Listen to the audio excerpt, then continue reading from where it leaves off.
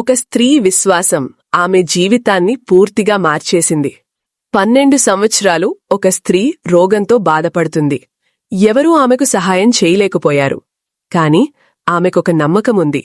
యేసయ్య వస్త్రాన్ని మాత్రమే తాకినా నేను స్వస్థపరచబడతాను అని. జనాల మధ్య నుండి చిన్నగా ముందుకు వచ్చి ఆమె యేసయ్య వస్త్రాన్ని తాకింది. ఆ క్షణంలో యేసయ్యలో నుండి శక్తి ఆమెలోనికి ప్రవహించింది.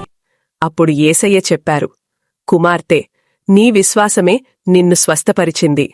ఆ స్త్రీ యొక్క విశ్వాసమే ఆమెకు సంపూర్ణమైన ఆరోగ్యం అనుగ్రహించింది.